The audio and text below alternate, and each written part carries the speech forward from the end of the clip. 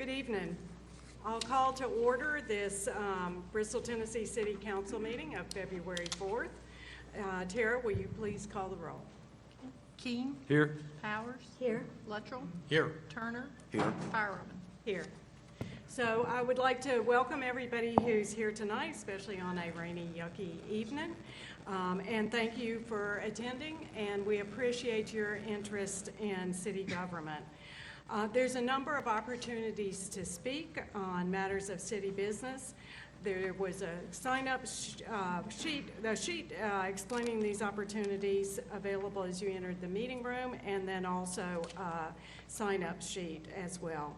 I will note each time that public comment is welcome, and anybody desiring to address the City Council during the appearance of citizens on our agenda, I'll let you know. So tonight for our invocation and pledge, I'm very pleased that we have Reverend Roy Hull, who's Associate Pastor at State Street United Methodist Church, and really pleased to also say that for the pledge today, Bristol, Tennessee Police Officer Clint Hull, Roy's son, is here to lead us in the pledge. So if everybody will stand, both of them will come forward, and we'll have our invocation and pledge.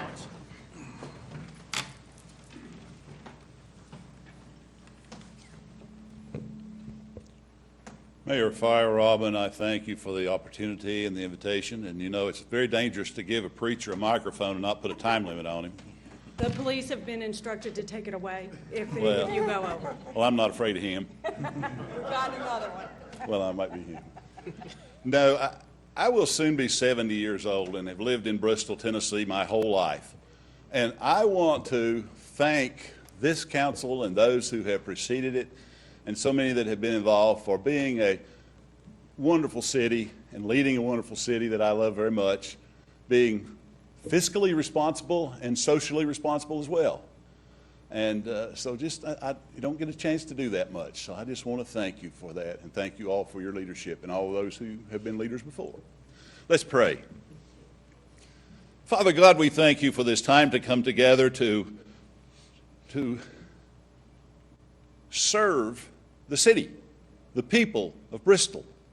We thank you for the opportunities that we have. We thank you for this beautiful place called Bristol. We thank you for our wonderful leadership who do such amazing works and make this place such a wonderful place to live. Father God, we pray your blessings on those who serve in so many ways, those who serve and those who protect. And we pray that you will bless this council and bless the finances of this city so that we may go forward and grow and share. We pray blessings on those who teach and those students who are in schools. We pray safety and blessings for each and every one of them. Father God, we thank you that you have given us this beautiful place in this beautiful valley. And we look forward to greater days ahead. Always greater days. And we thank you for your blessing us, being with us, and guiding us all. In Jesus' name we pray. Amen. Face the flag. Attention. Salute the pledge. I pledge allegiance to the flag of the United States of America and to the republic for which it stands, one nation, under God, indivisible, with liberty and justice for all.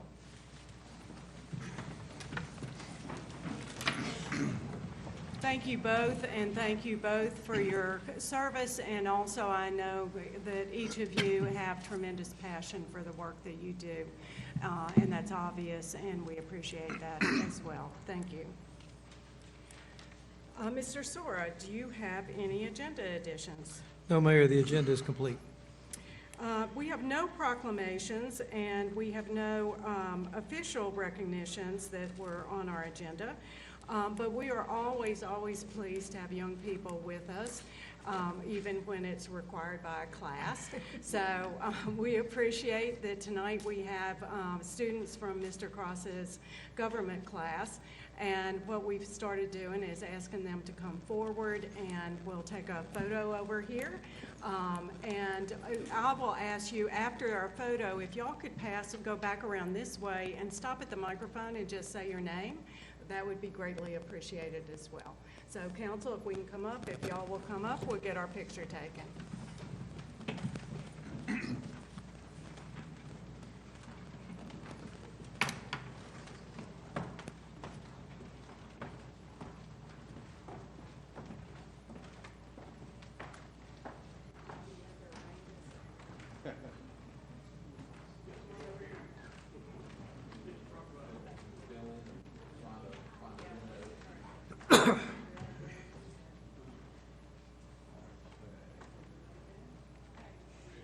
All right. I can see all faces. Everybody can see me, and we'll take a few. On 3, 2, 1. All right. Thank you very much.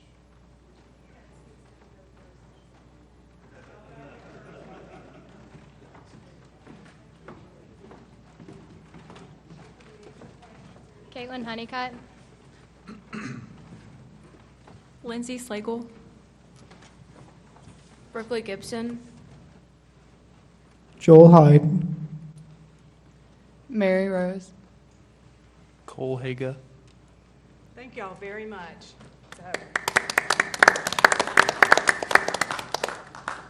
And y'all can try to spread the word that that's what we're going to pull on you with your fellow students when they show up. So. Well, and Commissioner Cross may be watching at home, so good job. There you go. There you go. So, okay, we have a presentation this evening. Mr. John Luttrell, Director of Community Relations, and Mr. Wes Ritchie, Public Services Manager. They're going to discuss with us the opportunities and challenges of the city's drop-off recycling program.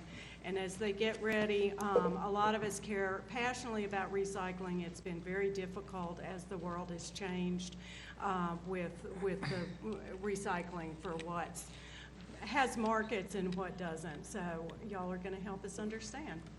Hopefully. Thank you, Mayor Firerobin, members of council, Mr. Sora. So recycling is something that I think most of us recognize the importance of. We may seek to minimize our personal impact on the environment by opting for reusable food and beverage containers, purchasing clothing and other items made from recycled materials, or at the very least, taking our own recyclable household items to the bins available around the city. If anyone in the room is like me, however, it's quite possible that despite our best intentions, we may not have always recycled responsibly.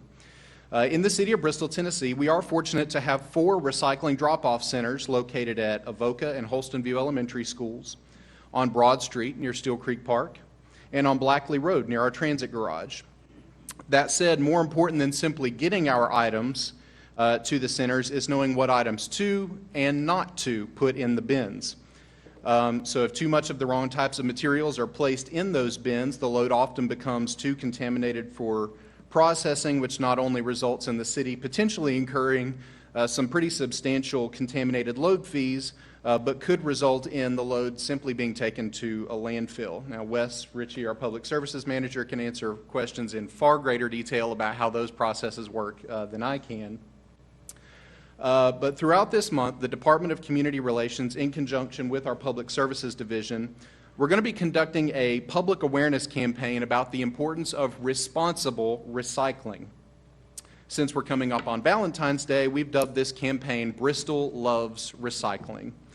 As part of this campaign, we have designed some eye-catching new signage that will be placed at each of our 4 recycling centers, which you can see on the screen, to better educate Bristol residents about the types of materials that are acceptable in the bins. This same information appears on these rack cards and on banners like the ones that you saw on your way in this evening. Among the most common sources of load contamination are plastics that cannot be accepted by our processor. Now, at this time, we're only able to process number 1 and number 2 plastics. Everyone is likely familiar with the little triangular symbol that we all associate with recycling, but just because that symbol's there doesn't necessarily mean that the item is recyclable here in the city. The number in that symbol is the key.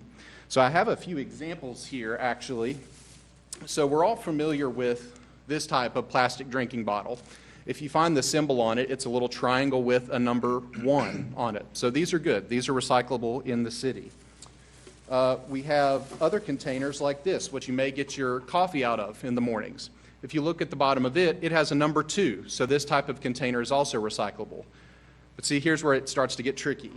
If you take the lid off of this container, it actually has a number 4.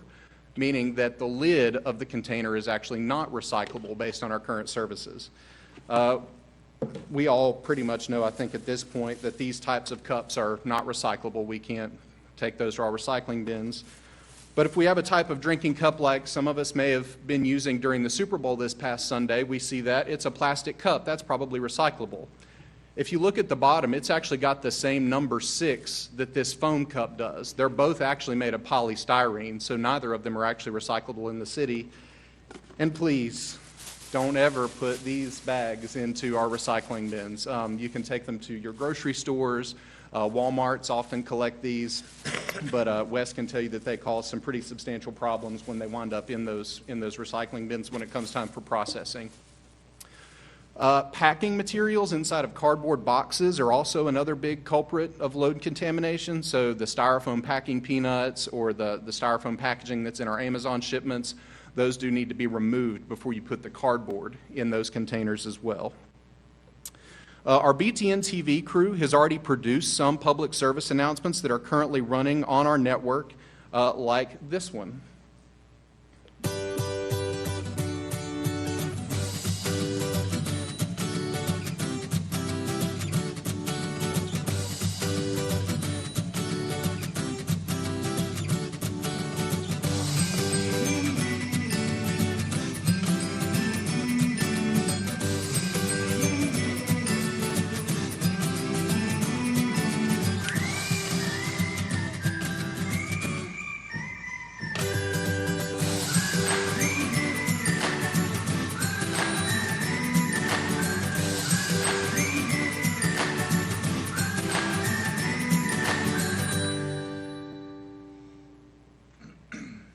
So next week, we'll be filming a separate PSA with representatives from a number of environmentally minded community organizations like the Friends of Steel Creek Nature Center and Park, Keep Bristol Beautiful, and EPIC, or Environmental Positive Impact at King University, as well as students from Bristol, Tennessee City Schools, and of course, the city itself.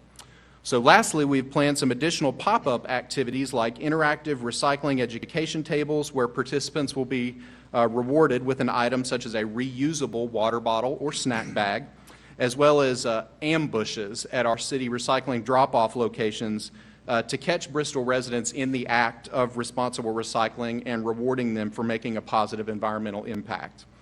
And of course, don't forget, you can always find the most up-to-date information about the city's available recycling services by visiting bristoltn.org/recycle.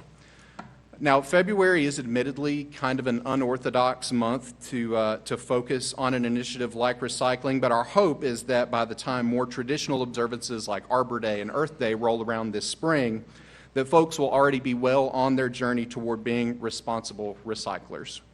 So thank you very much, and if there are any questions, Wes can answer them far better than I can.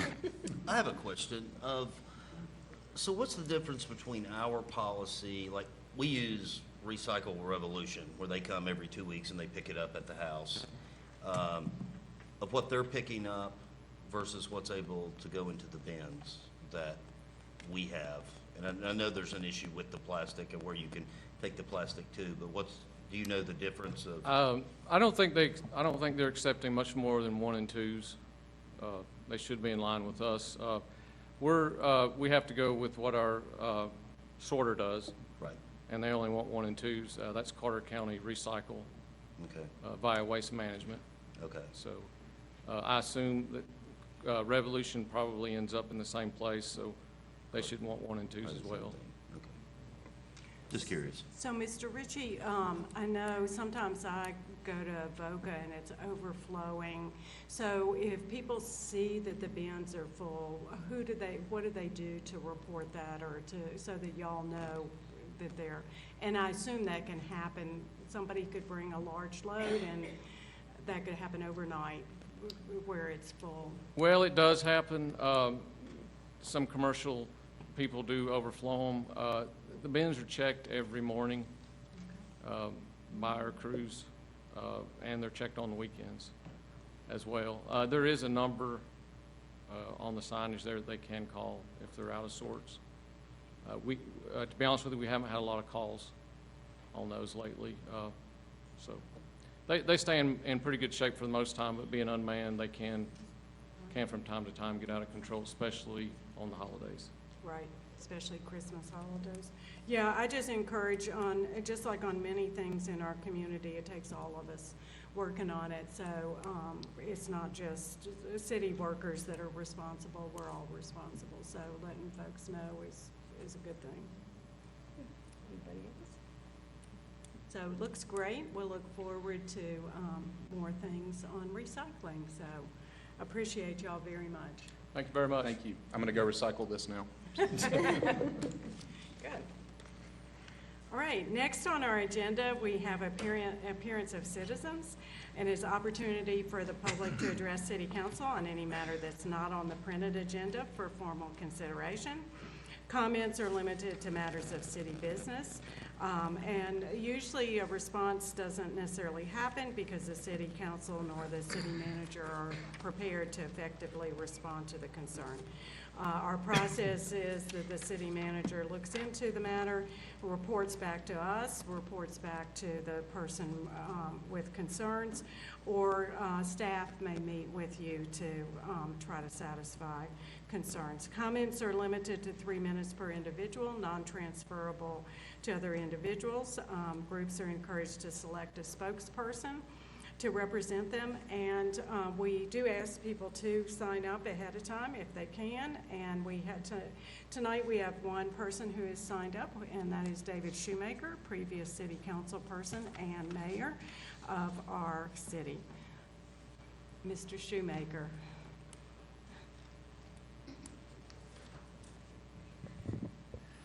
David Shoemaker, Columbia Road, Bristol, Tennessee, and owner of a building at the corner of Shelby and 6th Street. And 6th Street is what I want to talk to you about. You know, mayor, council, and city staff, I know it was not your intention to mess up 6th Street, but you did. And, you know, there's some things, I understand that you're not going to give us our parking places back. I get that. You're not going to go in there and you're not going to tear up all the concrete that was poured that slopes the water back towards the doors of all those shops down through there. You're not going to do that. And honestly, the overhead lights and the decorative street lamps might look pretty good if anybody actually could see them or would notice them, but you don't. Only thing people see when you go down that street is those god-awful 4 foot wide, 3 foot high, 2 foot thick, large block, look like road construction barricades that y'all are using for planters on that street. And to be honest with you, Mayor, painting them won't make them something else. You know, if you paint an outhouse a different color, it's still an outhouse and it still stinks. Let me give you a little test. Any of you here, council or otherwise, take a friend of yours that you trust, a neighbor or somebody you go to church with, and put them in the passenger seat of your car and drive through the post office and down that street and ask them what they see. You know the answer. You've seen it just as I have. All you see, you don't see the storefronts, you don't notice the decorative lighting. You see those big concrete blocks. One of the people in my building suggested it kind of remind them of 70s Soviet Russia, that kind of concrete look down through there. You can fix this. This is an easy fix. You go in there, you pick them up, you take them someplace else. Maybe TDOT is working on a bridge somewhere where they can use them. You just get them out of there. They really look bad. You can't find me, and I dare you, anybody in Bristol who says, those look nice. They don't. So the one thing that you can do, let's step up, you know, everybody makes mistakes. You made a mistake. Let's fix it. Let's get those concrete things out of there so you can actually see that street. I promise you it'll look better, and I'll quit coming to council and writing letters to the editor. Thank you. Thank you very much. All right, is there anyone else here tonight who would like to address council on anything that is not on the agenda?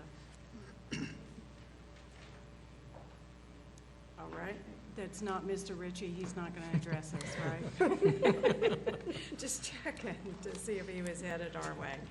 All right, seeing no one else, we will continue on, and the first thing on the rest of our agenda are appointments, and tonight we have the Beer Board, which has 2 appointments, and we have 2 candidates,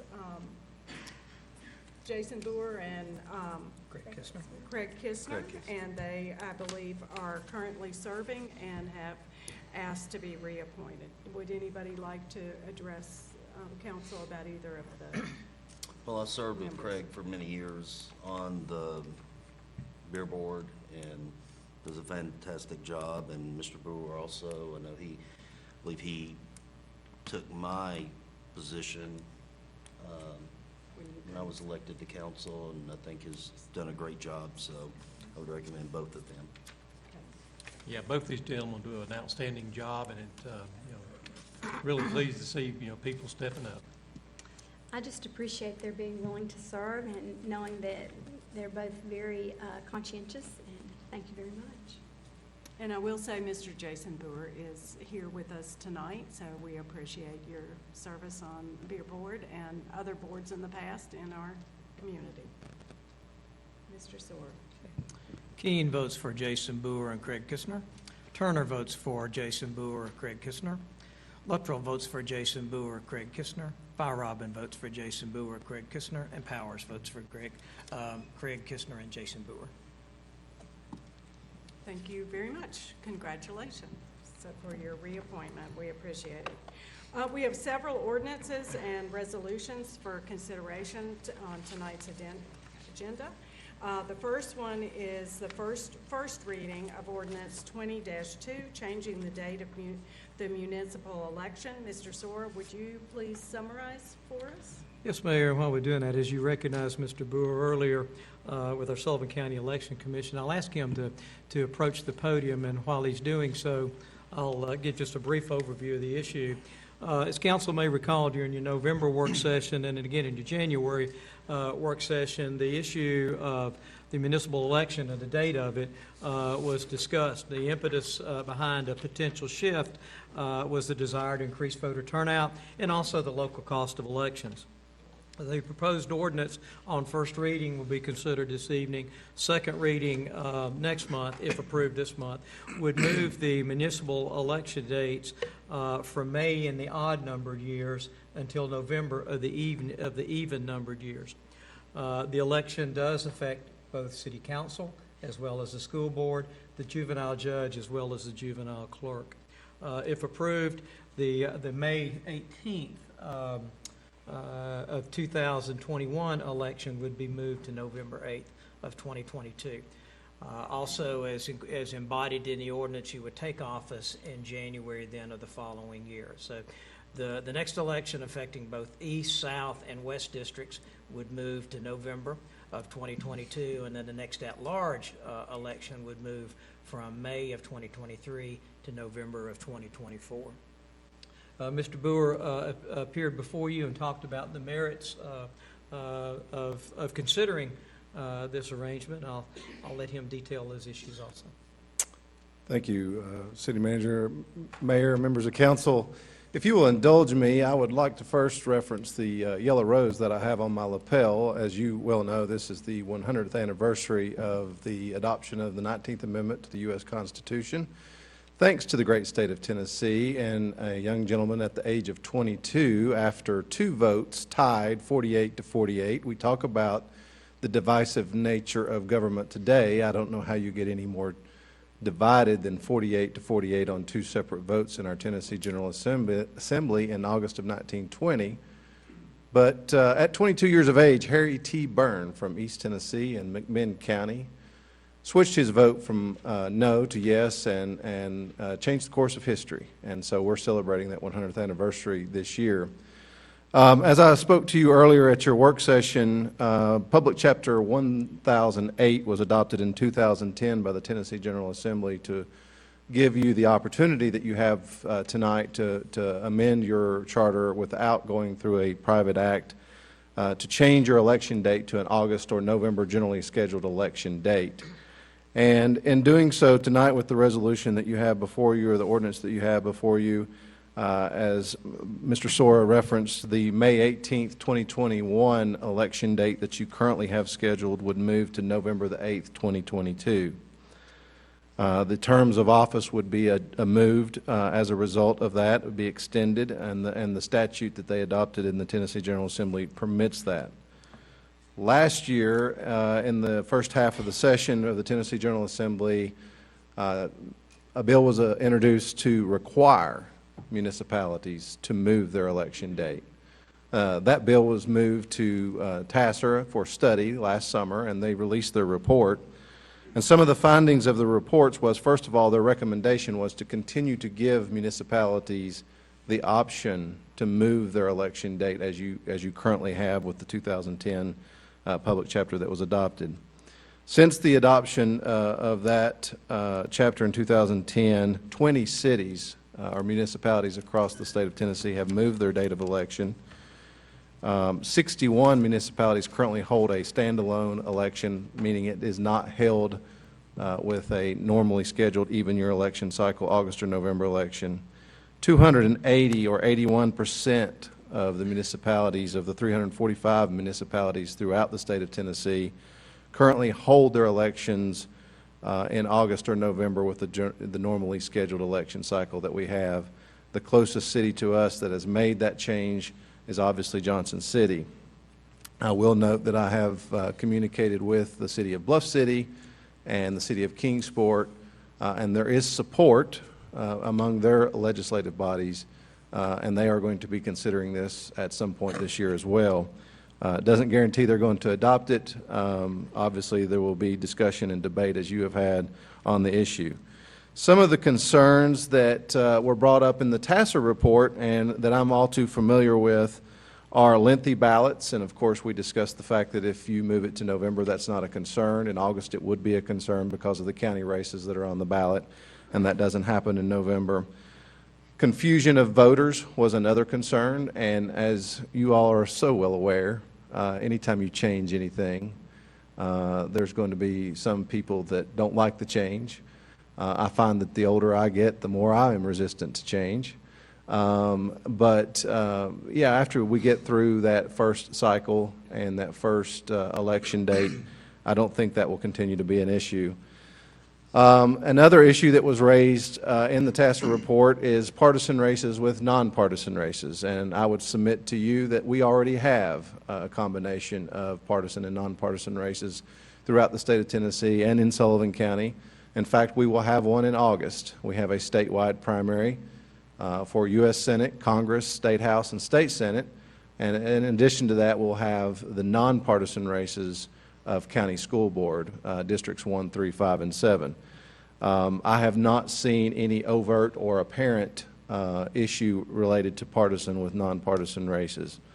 The other concern that was addressed is ballot drop-off in terms of voters that appear to vote in a November election and city council races may be considered down ballot or not as significant to those voters. A 2016 study by the National Conference of State Legislatures found that down ballot races actually increased 29 to 35%. And then in 2013, two separate studies in California for city elections found that there was a higher overall turnout and participation in down ballot races. The last concern that I will address is voter fatigue. And a 2008 nationwide study found that 70% of voters favor consolidating elections. It seems like every time we turn around there's an election, and that creates voter fatigue. If you make this change to November, you can expect to see, based on previous elections and the historical data, 13 to 55% increase in voter turnout and participation. And I've provided you the numbers for the past several elections that have been held in the city of Bristol for both November and standalone city elections. A couple of additional things. One thing that is an added plus, obviously, you all are all too familiar with the fact that a budget time is tough, and I understand you are engaging that process as we speak. This will eliminate anywhere from $13,000 to $15,000 from the cost of holding a standalone city election. We're already holding an election in November, and so you will be alleviated from that in your budget line item as well. One of the other concerns that we have when we hold an election is the implementation or the use of school facilities while school is in session. And by not having an election in May, we will not be in those schools in May of those odd years. That'll be one less day that we will be in the schools for voting. Early voting availability will increase because in the standalone election, we currently only hold 7 days in our satellite locations outside of Blumpville. This year, I will note that we've made the move of the early voting location to this actual building here, and I would like to thank the city staff, specifically Terry Napier, for his support and cooperation in making that move as a result of the Armory, the National Guard Armory's construction and renovation work that they're undergoing. So instead of having 7 days, we'll have 12 to 14 days full for Bristol City residents to cast a ballot within their city limits without having to drive to Blumpville. And we will hold the election on the date that you direct us to hold it. If anyone has any questions, I'll be willing to answer those. Anyone have any questions?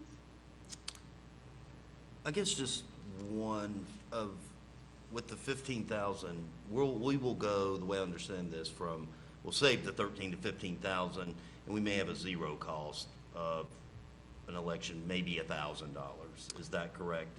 That is correct. There may be some incidental expenses that by statute I would be required to request or ask the city to reimburse the county for, but the substantial, the largest cost that we have is, as most people have in any endeavor, is labor.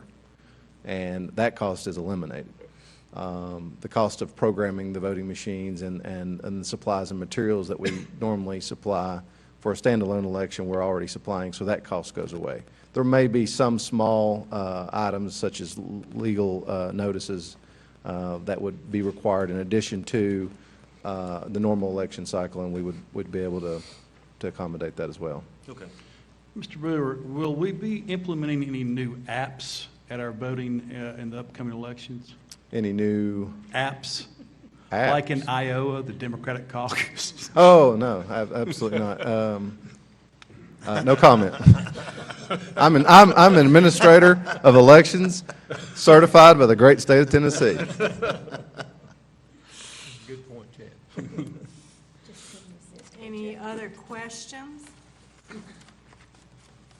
Think you covered Okay. it. Thank you. Thanks very much for your input, and thanks for visiting us and providing that information as well. So is there a motion to take action? I make a motion to approve moving the election date to November. Okay, that's ordinance 20-2. Ordinance 20-2. Great. Is there a second? I'll second. All right. Would any member of council wish to discuss this?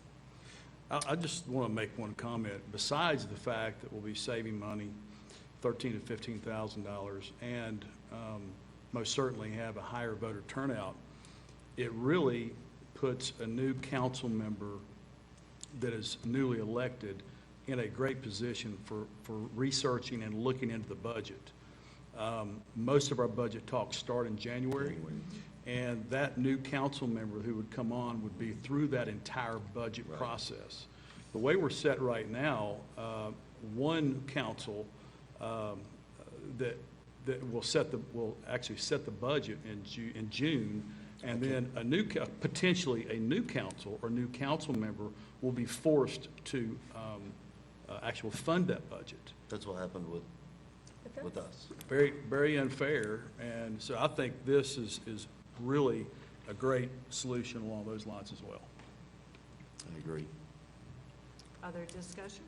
For me, I think that it's more concise, it's streamlined. You know, anytime we can increase voter turnout, that's an advantage. You know, we live in a country that decisions are made and determined by voter turnout. The cost savings, of course, is always great, but for me, it's more about other things, the voter turnout, the lack of disruption in the schools is great. You know, we are so fortunate in this country to have a voice in our leadership to the degree that we do. And I think that having elections at different times throughout the year, it's confusing. You know, we understand who's voting for what when because we're directly involved. But for a lot of people that go about their daily lives that are not as involved in the day-to-day components of local government, state government, federal government, I just think that this is providing an optimal opportunity for all voters. Yeah, originally, I had a little bit of apprehension when this was first discussed about the possibility that, you know, any local issues may get overshadowed by the national election, but after a lot of consideration and thought, I think that I think it's the right direction to go to. So I'll add in my comments and that were already in the newspaper, but I do think there are advantages, and with the schools being closed is a lot, and some of the other things as well. And but I do think that that it can get lost, the issues can get lost. I think that's a possibility. I also think the partisan part can come through, and I assume that varies depending on the community. Also, I like that right now we're paralleled with Bristol, Virginia, that we've got an election in our community every year in May for our local government in one city or the other, and this will change that. I do hope that if we change it, which it sounds like we will, that Kingsport and Bluff City will do the same so that everybody will be on the same page. But at this point, and we do have 2 votes on this, so it's possible if I hear from folks with different opinions. Also, if I am assured that that extra 13 to 15,000 can go in the council budget, that we can add that to how much money. Look, he is not smiling. He didn't smile. He didn't smile about that, No. does he? The council's discretion can have a little bit of extra money for some things we would like to do. That could help talk me into it, but otherwise. Is there anyone here tonight who would like to address us on this issue? Seeing none, I think we're ready to vote. Keen, Yes. Powers, Yes. Luttrell, Yes. Turner, Yes. Fire No. All right, next item on the agenda, I almost voted yes because I wasn't paying attention. Next item on the agenda is the first reading of ordinance 20-3, amending section 16 of the zoning ordinance as it relates to outdoor advertising structures. Mr. Sora. Mr. Mayor, this issue was discussed with you at your January 21st work session, and outdoor advertising structures, more commonly referred to as billboards. Our Planning Commission has discussed this matter over the last several months. At their January 13th meeting, they gave a favorable recommendation to amend the existing ordinance to prohibit the installation of new billboards, but also allow for existing billboards to be maintained or converted to a digital medium. As I indicated, you looked at this again on your January 21st meeting. If you approve the issue tonight, it will come back to you at the March 3rd meeting, along with a public hearing, since this is an amendment of the zoning ordinance. So, Ms. Sheriff Young, our Planning Services Manager, is with us this evening to further detail the issue. Thank you. Thank you, Mr. Sora, and good evening, Mayor Fire Robin and council members. The simple explanation of some of the big picture items that this ordinance provides is it removes the 2,000-foot separation between digital outdoor advertising signs for existing billboards. So right now, if you have two billboards that are existing, if they are less than 2,000 feet apart, only one could have the digital message. So this proposed ordinance removes that requirement. It does maintain standards, minimum standards for the replacement and maintenance of existing billboards. And then this ordinance effectively, it prohibits new billboards, and I'll talk just a little bit more about the Planning Commission discussion of that in just a moment. This is a little bit hard to read, I know, but the red line of this proposed ordinance is in your packet. So this shows all of the changes that we would be proposing from the existing ordinance. And a lot of this is related to the location requirements. Currently, the ordinance sets forth some location requirements for new billboards that is very, very difficult to cite a new billboard because the location standards are very particular. And in the Planning Commission analysis of this existing ordinance, and then in their analysis of what other communities in the area do, most communities that surround us do prohibit new billboards. So in the proposed change that you have before you, this one's a little bit easier to read, you're going to have that prohibition of new billboards as the first item in the list. You're going to have a second item which provides the stipulations for replacement billboards. So it's going to talk about the structure. It has to be on a monopole painted steel pole. There are stipulations related to the animation of the sign. So it can use visuals, changing images, but it can't be animated. So it can't be flashing or moving to a point of distraction. And then the last item talks about the maximum height for replacement signs. One more thing I should note is if this ordinance is voted on and approved, the Planning Commission recommendation is also to add a definition of NIT to the zoning ordinance, which is a technical term for measuring luminance of a digital display. So that is one additional change that's proposed in this ordinance. So as Mr. Soares stated in his introduction, the Planning Commission did look at this several meetings, several months, and did vote favorably 9-0 in January to send this ordinance to you, to add the definition of NIT to Section 203 of the zoning ordinance, and to add this revised Section 216E to the zoning ordinance. With that, I'd be happy to answer any questions. So will this go for the current, there can't be any new ones, so is any billboard, all as far as maintaining, the painting, the height, we're going to have to adhere to this, or are there some that are not to the height requirements now? Are they going to be grandfathered, or how Right. if we're not going to allow any new ones, how are the ones that, are we going to require them to be maintained? And Right. So existing signs can be maintained as they are, but what we're seeing is if people take the step of going to the digital display, they're typically replacing the structure itself and the signboard itself. So what this new proposal would do is it would say that if you have an existing sign that's in an existing location, it can be replaced with an electronic digital display under that criteria. So there's, it has to be on that single pole, it has to be of a certain height, can't be taller than. But if you have just an existing traditional billboard out right now, as long as it's maintained and in good condition, it can stay there. so are we wanting, it sounds like to me that we're pushing, because I guess for me, of wanting the digital billboard, which I think is, I guess I would not, that's not what I would envision if we're driving, say, down the Volunteer Parkway, and there'd be digital billboard after digital billboard. Is that kind of where we're kind of pushing the sign people to go?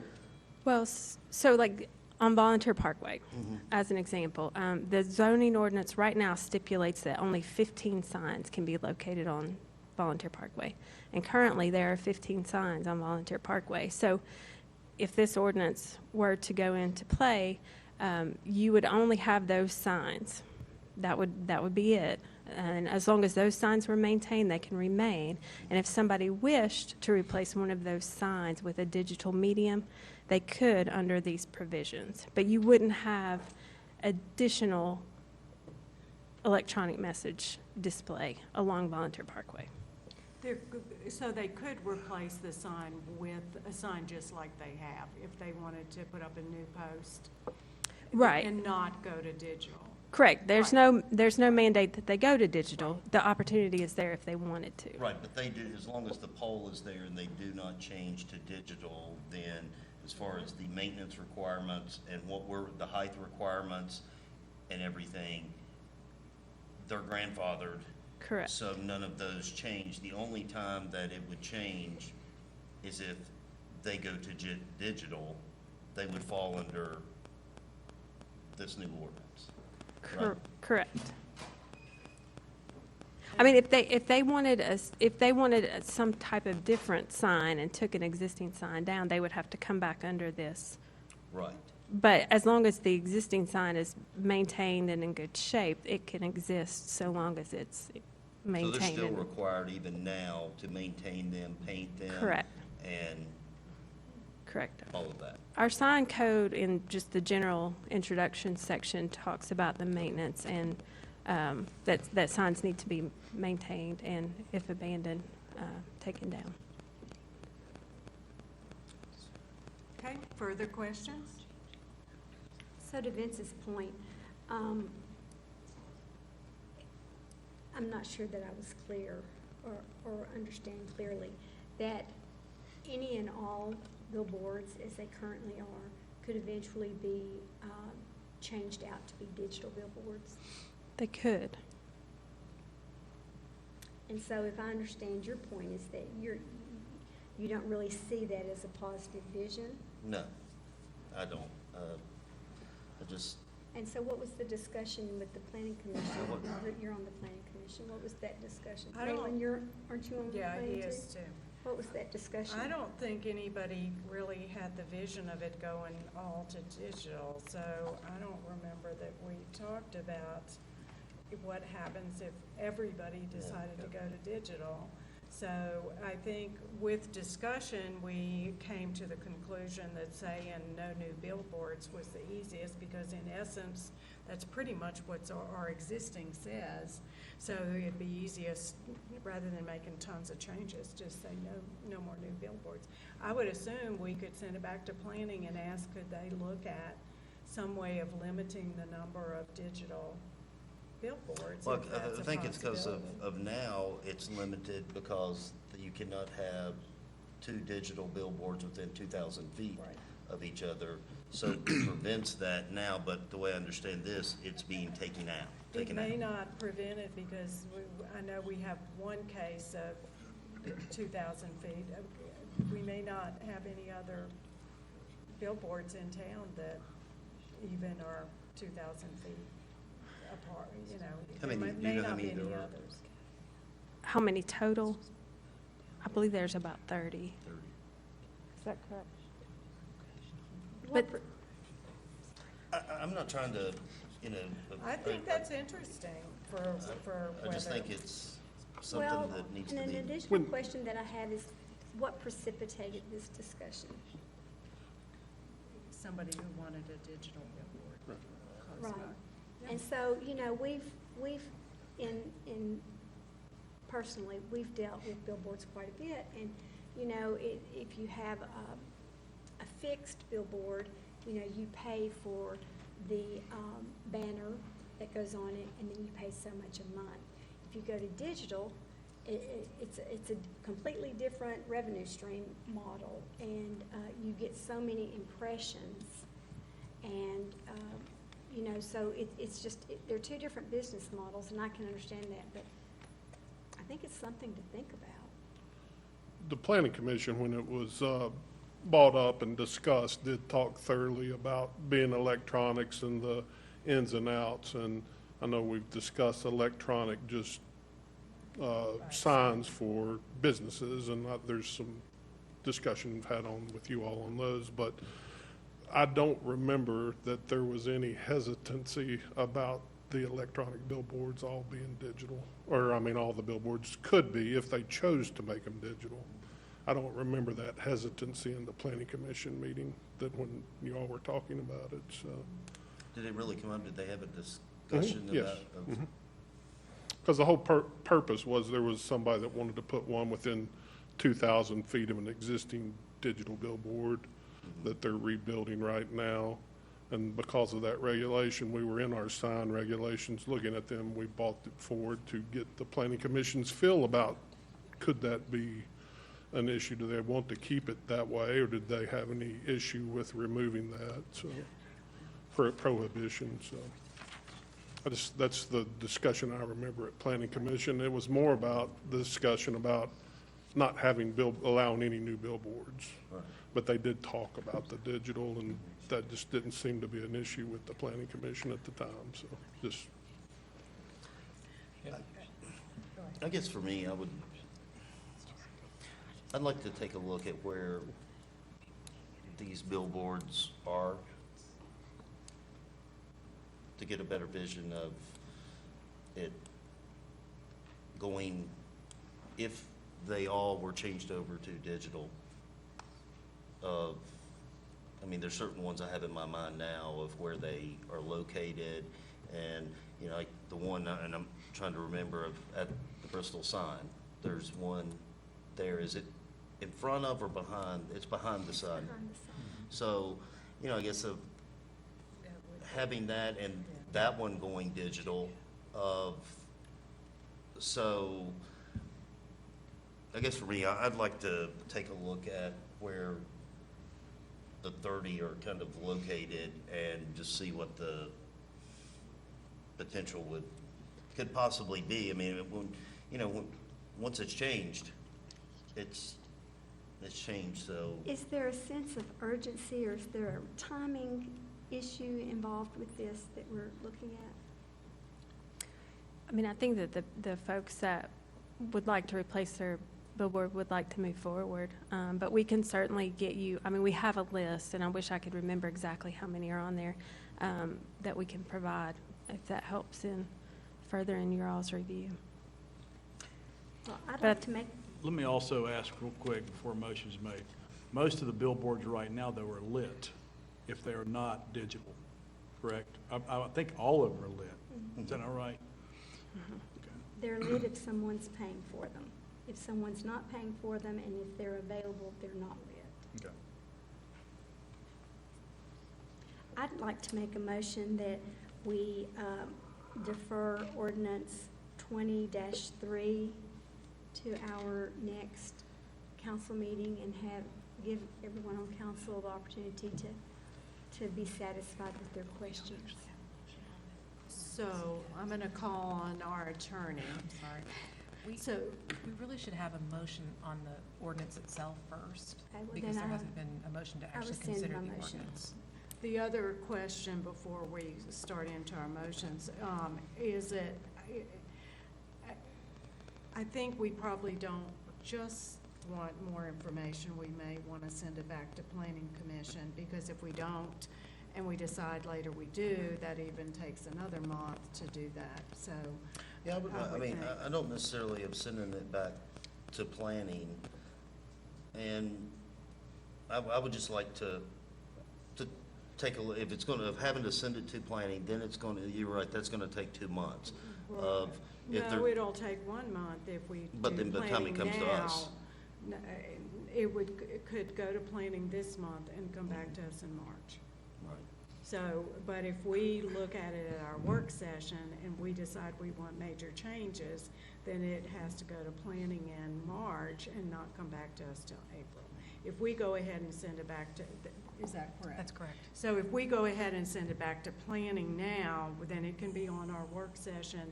Planning can go ahead and look at our questions, and I think the concern about the our historic sign, we might need to put something in that says, and whether it needs to have major changes or whether it is just, or whatever. Just one note on that What sign are you is, suggesting? What are your thought process? I'm getting ready to suggest that we send it back to Planning Commission. Okay, you can accomplish that by not acting on this and giving an Okay. informal direction to Planning Commission to take a look at it again. That'd be the easiest. It simply dies. If nobody seconds a motion, or if nobody makes a motion, it's dead. Okay. You can also open up the motion and then make a motion to send it back to Planning Commission. That might be cleaner in some ways, Okay. because I would rather have you act than just not act. So, Is there an issue of asking of where this sign that is wanting to go up, of where it's located? It should be public information if Where- it's gone to the planning commission. No, It not has- anything specific. We hadn't approved any. It's, anyway. sign applications don't go to the Planning Commission. Right. So the Planning Commission would not hear an application from, No, I'm just asking For a a question. Is it billboard. okay for me to ask that question of where the sign that is asking, is that okay? so it's the billboard that is right behind the Lighthouse Diner, restaurant, there on West State Street. And where is the one that is within 2,000 feet, where is it? That would be the one that is closer on down West State towards the hospital. It's on the right side as you're heading towards the hospital, and it's behind the Japanese restaurant. Okay. Kind of sits But in they're on behind. different sides of, they are on different sides of the They street. are, but within that 2,000 feet of each other. Right. Okay, so what's council's interest in what we want to do? My thought is, Do I have a motion? don't act upon it, send it back to the planning commission. So what Danielle said was the cleanest way to go about it is to. She said the cleanest way to go about it is to vote on it. No, to send it, make a motion to send it back to planning. you need to, No. before we enter discussions, we need to have a motion to actually open up discussions. And so there needs to be a motion to take action on this ordinance, whatever it's going to be. Okay, I'll A formally motion to say that. second. Okay, do I have a motion to take action on this item? I make a motion to take, If you don't make a motion, oh, I do not.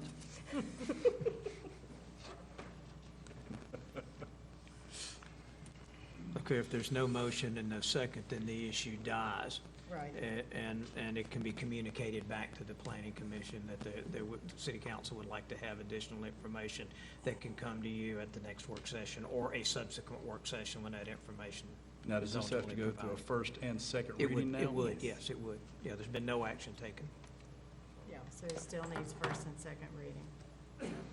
All right, are we good? We've already been through the first reading now. No. no, No, we haven't. No. because we Just didn't first act on it. reading? We Okay. didn't act. On this. this ordinance is now dead. Right. So there will be a new ordinance Okay, that this comes is before first reading you. on this ordinance, okay. No. There has been no reading of this Not officially, ordinance. so when Okay. it comes back to us, will be the first reading. Okay. And I know people get frustrated with the timing and movement of government, but I think it's very interesting that, tonight, we realized we could have a digital flashing sign besides our historic iconic sign. And, we have to be thoughtful about all of this. We have to really be sure that this is thought completely through. Thank you very much. So I'm happy with So, this. all right, and also what's confusing for us sometimes, not to mention the public, for ordinances, so this ordinance that we just have not taken action on requires 2 readings and a public hearing.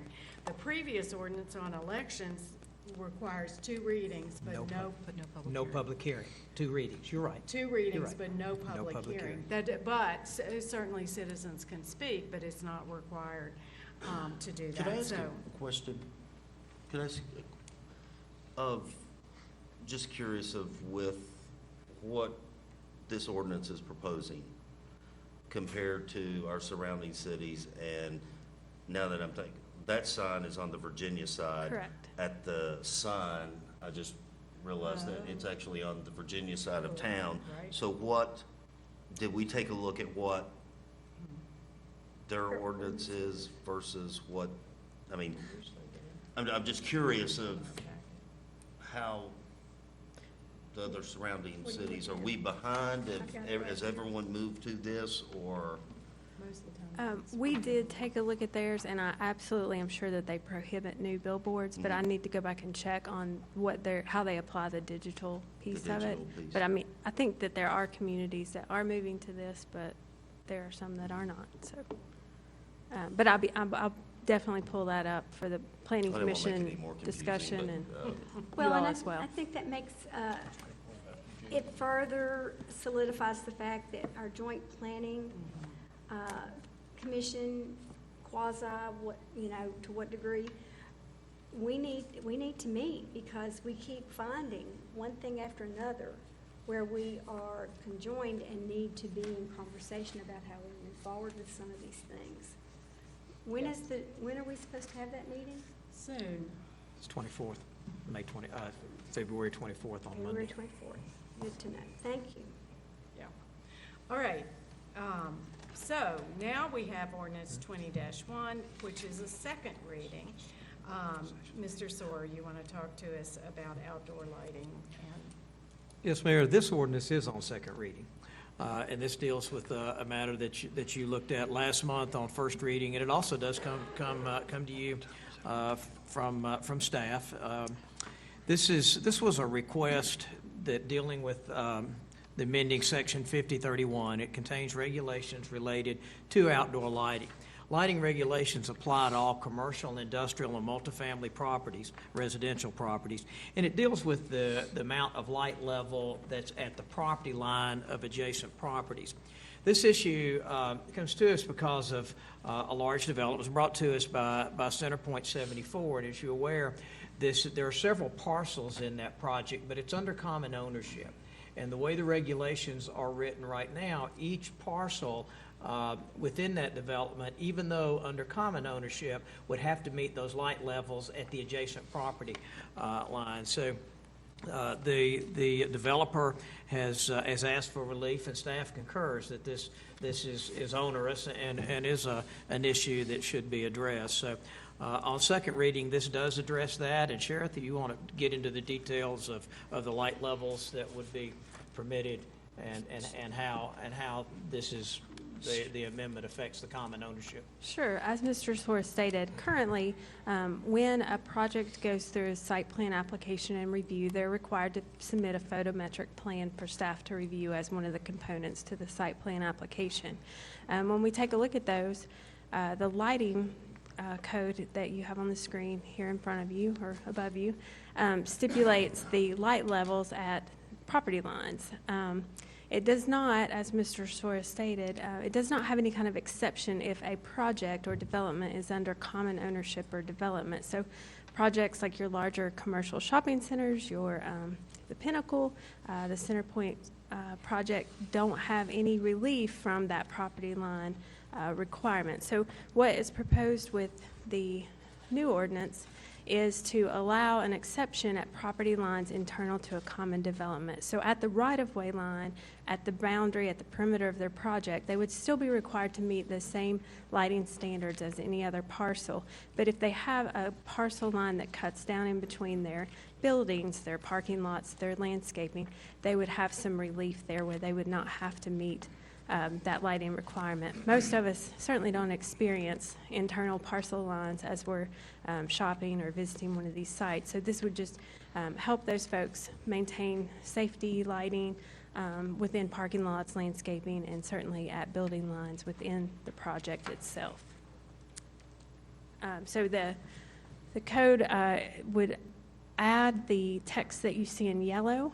So it allows adds the exception for property lines internal to a common development, and then it also adds a definition for common development. So those are those projects that it's one or more parcels, lots, tracts that's developed or redeveloped as a coordinated site. With that, I'm happy to answer any questions.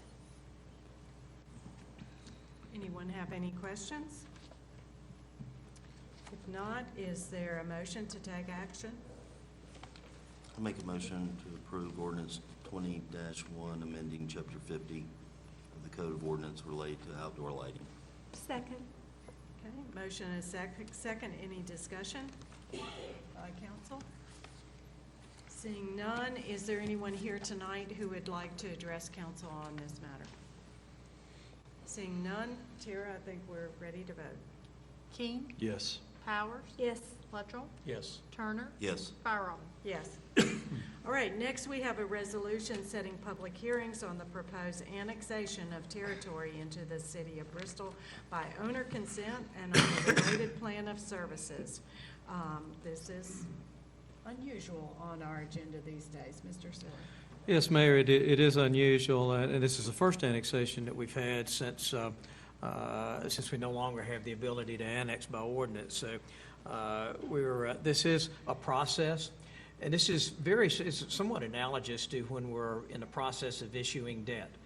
If we're issuing general obligation bonds, council is aware that prior to us actually approving a resolution to issue debt, we have to approve a resolution providing public notice of that. And that's what we're doing tonight.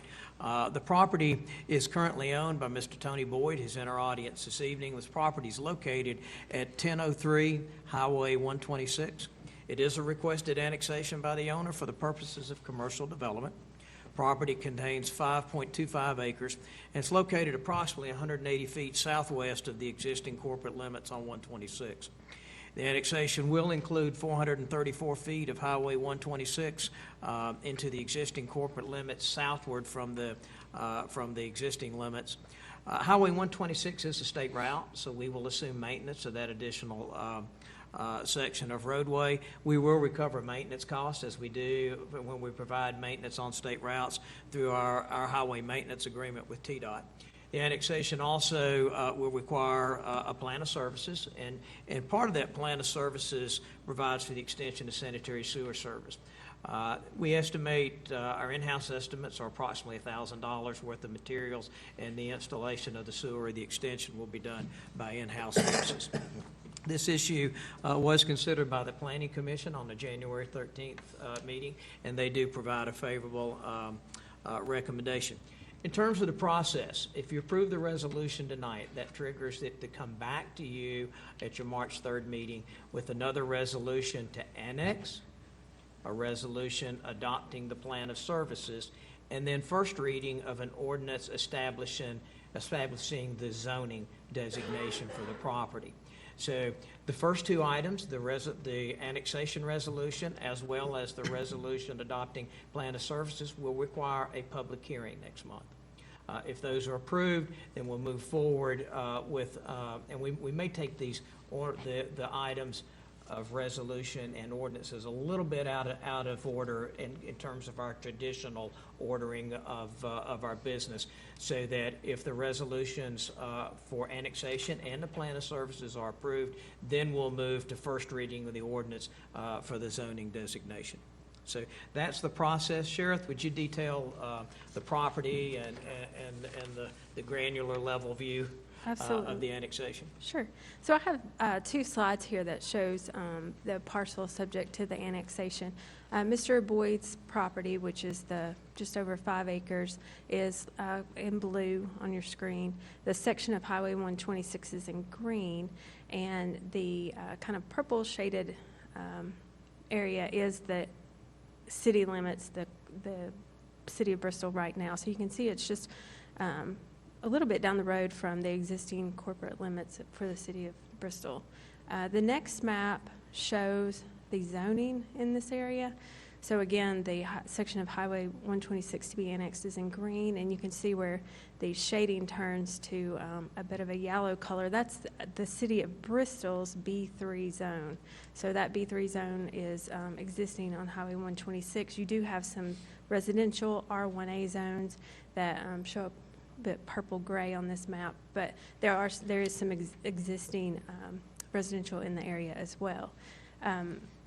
I do have two slides, and we kind of went through this at your work session, but two slides that are verbatim of the plan of services, and I'll click through these quickly. I have a summary, and then I can jump back to these if you'd like to talk about any of those points in particular. But this is a plan of services summary that's just sorted by what will be effective immediately upon annexation if approved. So effective immediately is police and fire service, refuse collection, access to city recreational facilities and programs, access to city schools, planning, zoning, building codes, CDBG services, water services through Bluntville Utility District, so there's no changes there.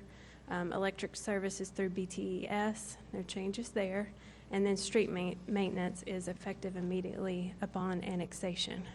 Short-term items, there will be an additional street light added along Highway 126, and that will happen in coordination with BTES.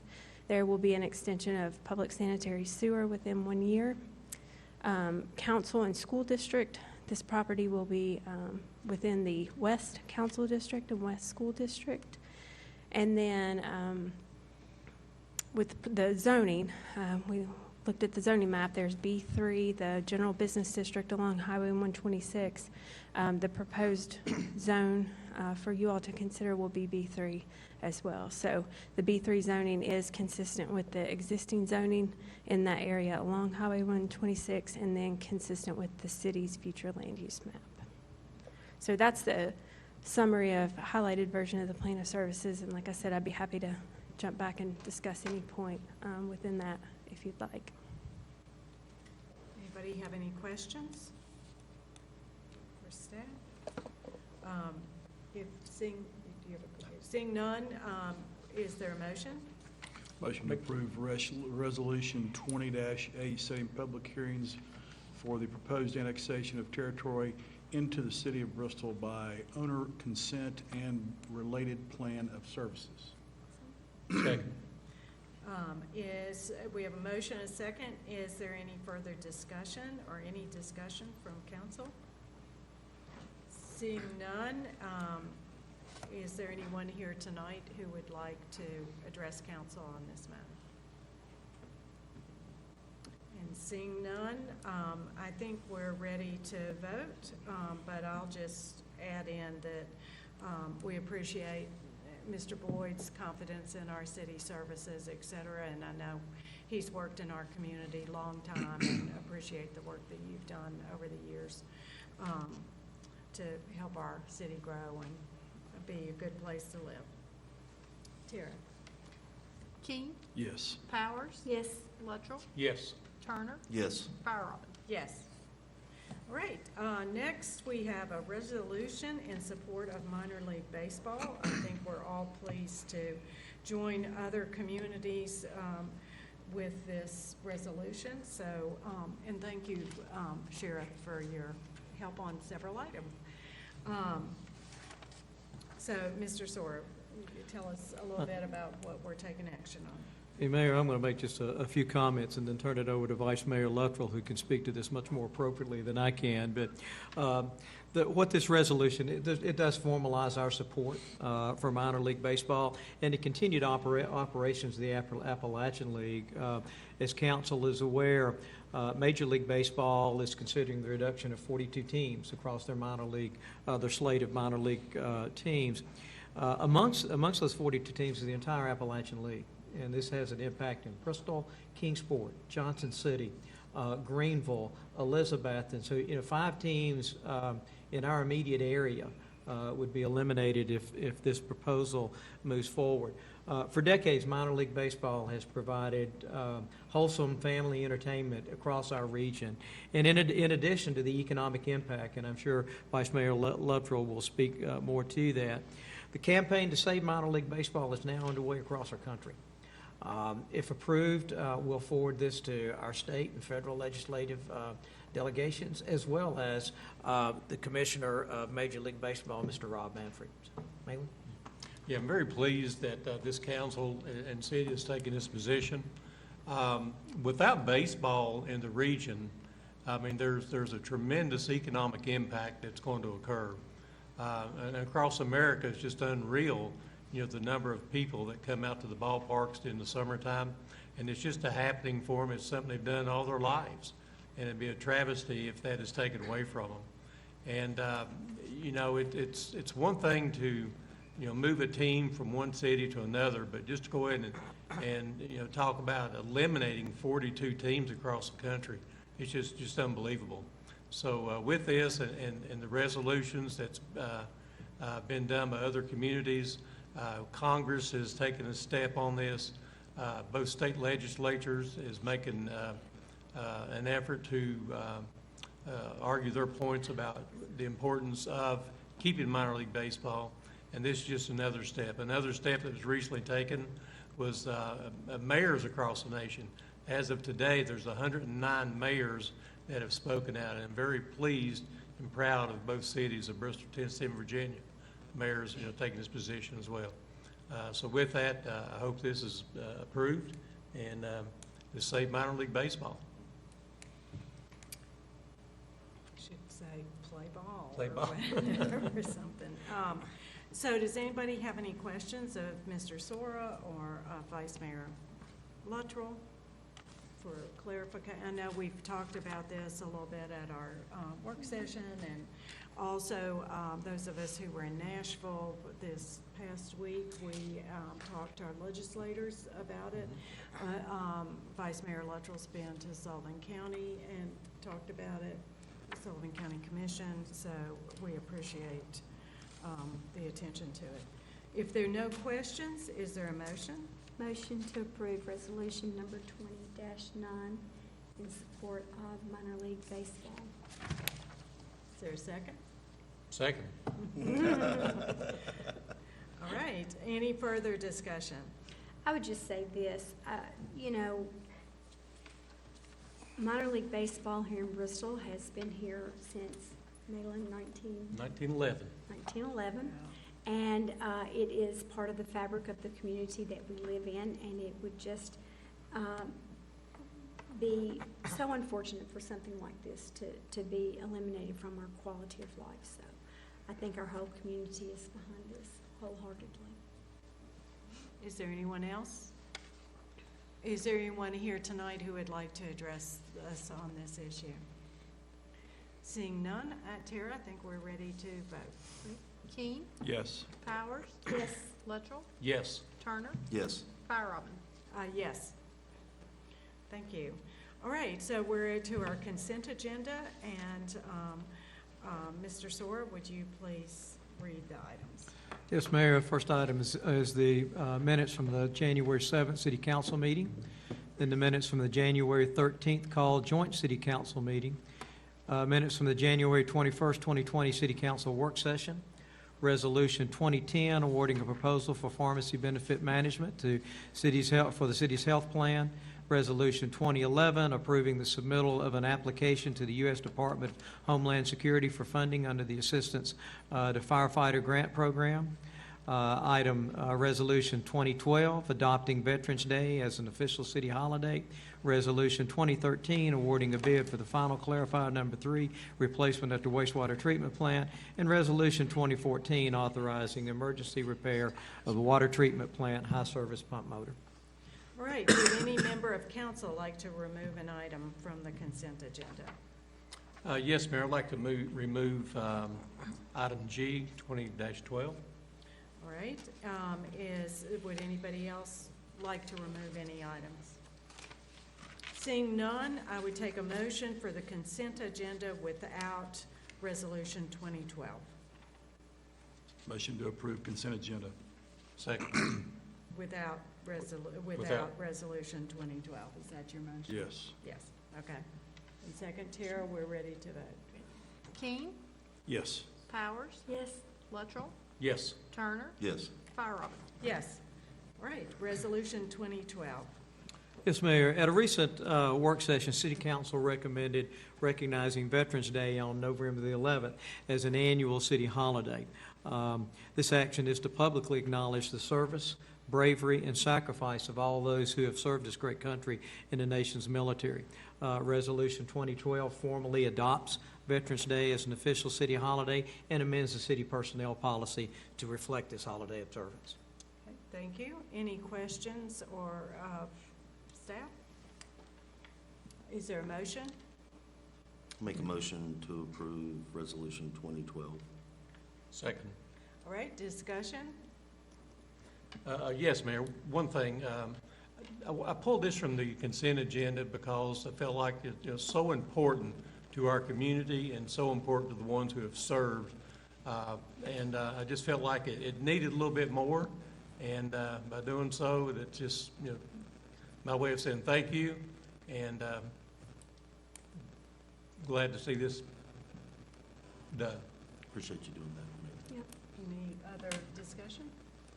I'll say that just why we haven't taken this up before, sometimes we pay a lot of attention to numbers and how many vacation days we offer, and we usually compare those to surrounding communities, et cetera.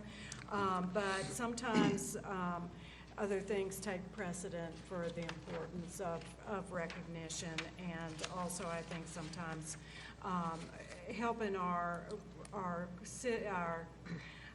employees to have a day for remembrance and recognition, but also that sometimes if you treat your employees right, you get more from them on the other days that they're working. So I think sometimes that's what matters more. So pleased that at this point in the life of our city that we're offering this as a holiday as well.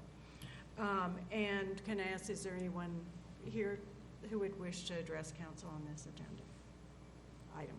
If not, Tara, I think we're ready to vote. King, Yes. Powers, Yes. Luttrell, Yes. Turner, Yes. Fire. Yes. All right. We are at the end of our action agenda. And for our Board of Education liaison report, I understood that Director of Schools Tom Sisk was going to be unable to be here this month, and I think possibly next month as well, with different meetings pulling him away. We're glad to see Dr. Annette Tudor, who we saw as interim in between, so we appreciate your being here. Thank you. I'm glad to be back with you all this evening. I have just a few things that Dr. Sisk would like me to pass on. He is in Nashville this week at his superintendent's conference, so he regrets not being here with you this evening, but I'm glad to be back with you all this evening, so thank you for that. We recognized School Board Appreciation Week last week, so want to publicly thank our school board members for their service, just as we thank you all for your service at those times as well. Lots of different activities our school district engaged in last week to kind of celebrate them, so you probably saw that on our signs, and so if you have an opportunity to see them, thank them for their service, certainly. Some things that Dr. Sisk has been involved in the past month. He was able to tour BTES recently. We also had I'm not standing in front of this, I'm sorry. We also had our annual Industry Day sponsored by BTES. We're into 23 years of that. We had more than 80 teachers at Tennessee High School participate in that this year. It was the only thing those teachers did on their in-service day, which was a kind of a shift from previous years. We had over 20 participating industries partnering with us in that endeavor as well, so we appreciate those partnerships. Dr. Sisk has met with our Bristol Tennessee City Schools Foundation. He started a teacher advisory council and had that first meeting in January. He started a student senate, which involves president and vice president of each class at Tennessee High School, along with some career technical students, and so he had his first meeting with those students in January. He was able to meet the new library director, Tanya Kestner, and we've already, as you all, started engaging in budget conversations, so he's getting immersed in how we handle that in Bristol and taking control of that process. We, if you're not aware, have enlisted the support of SCORE, which is the state collaborative on reforming education. They are facilitating our strategic planning process, so we're engaged in initiating that process for a new 5-year plan. At some point soon, you all should be hearing probably from me or my secretary, engaging some of you all staff members and/or council members in providing us feedback in some focus groups. We really appreciate your all's partnership with us and want to seek opportunities for you to provide feedback on where we are heading in the next 5 years. And then, of course, I think you're aware there's a facilities tour scheduled for you all and some county commissioners for Tuesday, February 18th. And I'm asked to remind you to be at central office no later than 7:45 a.m. on that day to engage in those tours. That'll be visiting all of our schools, for a brief amount of time on that day. Middle school update. So all of the micro piles haven't been installed. Those are really concrete fillers that have to be in place to build the new building on top, so really kind of reinforcing the foundation. All of that part has been completed. Excavation of the grade beams has begun. Reinforcing steel has been completed while we're excavating the grade beams. The first masonry wall was laid, so that'll be kind of the related arts wing that's outside of the old gym, which will be renovated. So pretty soon, you'll start to see something come out of the ground. Bottom line about that is we'll start to actually see something instead of just dirt moving. Demolition in the gym is almost complete. We were fortunate enough to allow some of our 8th grade students to go into the gym after demolition, and they've made their mark and signed their name on the old floor, and so they've had a part in that. Even though they won't get to experience the new building, they'll have participated in that, so that happened recently. Piping systems for new heating and cooling has begun. That's basically it for the new middle school. And then we are in the process of investigating the prospect of bringing welding back to Tennessee High School. And so we've had some consultants come in the last week, look at we still have old welding bays, and the structure is still there. So we're trying to see whether we can renovate that and purchase new equipment and bring that program back to Tennessee High School. With any bit of luck, that will be here in the fall if we can pull that off that quickly. That's all I have for you. Do you all have any questions for me? Okay. Thank you very much. It's always nice to see you. Thanks. All right, Mr. Soar, I think you're going to give us a little update and probably some dates. Maybe some dates and a question. First of all, on the events, meetings, and so forth, across the month, on Thursday, February 6th, TDOT has scheduled a public meeting regarding a future multimodal corridor study of I-40 and I-81. The meeting will be held at Northeast State in the Baszler Library, room L106, and most of you on networks will be familiar with that room. The meeting will commence at 5:30, and they've indicated it will be over at 6:30. On Tuesday, February the 11th, we will have our annual Bristol First Awards luncheon. As you recall, we periodically recognize some of our employees for exemplary acts throughout the year that has caught the eye of the public and has been reported to staff. This awards luncheon will be at noon, again on Tuesday, February 11th at the Bank Street Cafe. Also, as Dr. Tudor mentioned, you do have a tour scheduled of the school facilities on the 18th. This will be, if you report to the central office, the school bus will take you from site to site, and then you'll return to the central office, and there'll be a lunch prepared for you there. Tuesday, February the 25th is our City Council work session at 11:30 in the Annex Conference Room. On Wednesday, February the 26th, we will have our annual Coffee with the Mayors for the downtown community. This will be at 8 a.m. in the Birthplace of Country Music Room at 620, and breakfast is served for all the attendees. Also, on Tuesday, March 3rd, our next City Council meeting at 5 o'clock, as I sent an email to you all last week, Mr. John Campbell and Mr. Heath Gwynn could not be here this evening at 5 to discuss the Launch Tennessee program, but they will be joining us at 5 o'clock on Tuesday, March 3rd, here at the Slater Center, and we'll be using one of the rooms. I think it's maybe 208, one of the rooms upstairs that Terry will have set aside for that function. And then I would like to check your availability. Our comprehensive plan, which has been probably a year to 18 months or longer in the making from our consultants, it's now ready for public unveiling. They are proposing the date of February the 26th. If that works for council, we'll look at a noon gathering. I think you could anticipate 60 to 90 minutes for that presentation, and maybe a little longer for questions and answers. If that works with council. If it doesn't, I will not. You will not be? All right, let's try to find another. Is there another date that you would like to throw out, perhaps in March at this point, that we could work through? The We do That's- DAC the I'm going 28th. that Monday, Tuesday, Wednesday. 28th, would that work at lunch? For anybody? The 28th would not work for them. We did float that date out, and that does not work for them. Okay. March 5th? Is there a time the following week? Sheriff, did they give you any opportunities on the following week of March? Okay. Let us check then, and if you'll check your email over the next couple of days then, and we'll look at something in early March. Again, we'll look at that same time frame of a noon meeting, and I would anticipate 90 minutes or so for that type of presentation. If need be, I could miss, but I will be out for 2 weeks, the 9th through the 20th of Okay. March. Okay.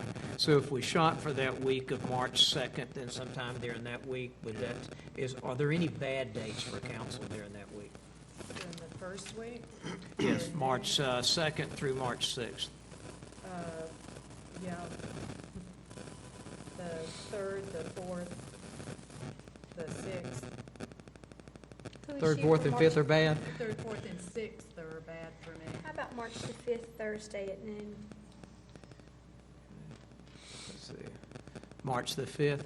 If we can check with that, I know Sheriff has been the staff point person in contacting them. If we could, and look for an email from me then sometime tomorrow afternoon or Thursday or Wednesday, whenever we hear back from them on a confirmation of that. And on the 24th, the joint planning, what time is that? That is at 8 a.m. and I know Mayor Firerobin, I think, was working with the chair of our planning commission to deal with that, and working on a site. That's a proposed time in that, and that's Probably at the end. yeah, and that was also a time that Bristol, Virginia was working off of. This will be really the inaugural meeting to reconstitute that committee, if you recall, and that committee's probably been defunct now for at least a dozen years. But as you pointed out earlier this evening, there are a number of issues that are best addressed jointly. And this provides a framework for that. I suspect one of the first items of business for that group would be to convene and begin to look at the old bylaws and see what works and what doesn't work, and begin that conversation. So we haven't said, so are you saying we will not be discussing the nonprofits for Bristol, Virginia? Bristol, Virginia? We did have that conversation as far as the MOU and the previous obligations with that, and that was conveyed back, and I think that's probably where we're going to land. That's probably where that conversation will be for the time being. But, well, we do plan to have presentations together then? Sure. Yeah, yeah. But as far as the MOUs, and Councilman King, I thought that's what you were referring to. Okay. Yeah, but we do intend to meet with Bristol, Virginia for The joint Believe in presentations. Bristol and for CVB. CVB. What was that time again on the 24th, the joint planning? Be at 8 o'clock, but we'll confirm that. That's the date that the mayors have agreed upon. They will be in communication with the planning Right. commission chairs to make sure that's a workable date. And I assume, it's fine for everybody to come, but that's not, it was the existing, per the bylaws group, will talk about who else should be. Do we want to have the chamber chair? Do we want to have industrial development board people? Looking back, what we had before, do we want to officially How do we do want to those move again? forward? Yeah, exactly. So, anyway, okay, thank you very much. And other comments from council? I'll jump in real quick because I know we're all trying to get out of here to watch the State of the Union this evening. You know, I've had several people approach me about the nonprofits and how we deal with the nonprofits. I think one thing that's important to remember is that a lot of the nonprofits that we do support financially do provide us with a return on investment, such as the BCM, BIB, and the CVB. Through their efforts of marketing, through their efforts of programming, we do see a financial return to the city proper. one thing that we have to keep in mind in dealing with the nonprofits is that fine balance between nonprofits and our capital improvement plan. I was reminded this morning that, you know, there are needs for equipment and that we only have so much to draw from, and we need to be very mindful that if we spend money in one direction, that means we have to take it from another, and we are in budget negotiations, and we work very hard to come up with that fine balance. So much of the credit goes to our staff as they work diligently together. We've talked a little bit about entrepreneurial development and its investment. I think it should be noted that Bristol was the first in our area to really get into the entrepreneurial investment work through BIB and the co-worker space, and I know that our staff is working diligently to expand that. Along with networks, and I'm just mentioning these because I serve on these boards and commission, Sullivan Networks Partnership has taken a hard look at where we can work regionally and across state lines. Entrepreneurism is one, tourism is the second. I've had the opportunity to visit with the Sullivan County Commission. They too are taking a look at entrepreneurialism based on the County Mayor's Blue Ribbon Task Force. And Bristol Rhythm and Roots Reunion has already announced half of its lineup, which includes Jason Isbell and new Grammy winner, Tanya Tucker. The rest of the lineup will be announced on February 14th. It is our 20th year, and we're really looking forward to a great year and are very thankful to those who began this festival that is such a large part of our identity.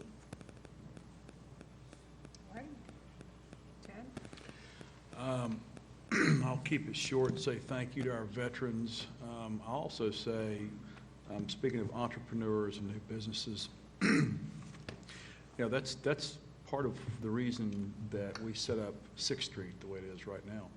We've got 2 new businesses that are moving into 6th Street as we talk. We have many others that are looking, and we have owners of buildings right now that are looking to renovate or sell property for renovation that have been sitting there in decay for decades. I don't even know how long. So I'll compliment our staff on the way it looks. In my opinion, it looks absolutely beautiful, and it's very recognizable from both ends of town. If you're coming from the post office area, you can definitely tell that there's businesses and things happening there, and the opposite direction from State Street. So Terry, I'll compliment you on that. I know our timing and some of those things, putting those up, it wasn't perfect, but weather, you know, we had weather issues, and it's only been up now for, what, 4 or 5 months? And for goodness sake, we have to give a little bit of time, but we already are seeing positive signs, and also in talks with other businesses that may locate there as well. Can I ask just one quick question? Because I know when the sidewalks went in, we had the conversation that they were designed in such a way that should runoff be a problem, that we could easily go through and put a French drain in. It could be, but to my knowledge, and also certainly to our Department of Public Works, we haven't had an issue. If you recall, it was designed so that, you know, the gutter pan drains, the old gutter pan drains, part of it back to Shelby Street, part of it to State Street naturally. The sidewalk was built to that same match line so that stormwater would drain at a certain point back to Shelby Street and a certain point north to State Street. So I'm unaware of any problems with buildings having a problem down there. Thank you. I believe there was an article, this last week in the newspaper of Angry Italian talking about how happy he was with the way 6th Street turned out. Was that not? It was on television. It was on television, okay. So. Okay. Anybody else? Is that good? Are you done? I'm done. Okay. Anybody else? Okay. I had a couple of things. One is just to be sure we don't miss a city council meeting to not talk about the census. And I haven't heard the hiring numbers, but I hope that they're up a little bit. Our community group, Bristol Counts, meets again on February 19th, working with a lot of different groups for getting hiring. We had a couple of job fairs at the library working on hiring, and then also getting folks to be sure that they turn out to fill out their census. The other, some of us participated in Martin Luther King Day celebration, so appreciate everybody here who helped with that, our safety officers and Parks and Rec that carted around some of our great easels for displaying art, which we included that for the first time from Tennessee High and Virginia High, and hope to expand that next year with focusing on our youth. And also we changed the route this year. Next year, we're looking at maybe reversing the route to begin at the train station and hold it at the Paramount. So, and we can start talking now. The Paramount is quite a bit larger than our train station, so we will want to have lots and lots of turnout. Also, the YWCA is coordinating the calendaring of Black History Month activities, so there's a lot going on, and they're coordinating that publicity. Same thing for the suffrage. It was nice that Jason Boer talked about suffrage and the importance in our Tennessee history. YWCA is coordinating, and I've met and Jonathan's helped some as we go along with publicity during this year for some different suffrage events happening with that and celebrating. Also, I'll note that we had a trip to Nashville last week and really appreciate our legislators, and we were able to meet briefly with the governor and economic development and comptroller and several folks, and able to talk in person about our legislative agenda, and then also some items, including baseball, that were not in our legislative agenda. Read Across America is coming up on February 28th, and that celebrates Dr. Seuss's Day and gets us all out in the schools to read with kids, so that's a great thing. I think some folks have received, and it may be open, the public may be out there too, for the governor coming to do the state of East Tennessee. I think that's also on Thursday night, and too many things happening at one time. And lastly, I'll just note sickness, that is pretty unusual for schools to close for sickness. We've been fortunate so far. So we just wish everybody well. Wash your hands, just sneeze in your elbow. And if you're sick, we love attendance with our schools, but if you are sick, stay home. That's legitimate reason for not attending school. So we hope everybody stays well and makes it through this season. So with that, we'll see you next month.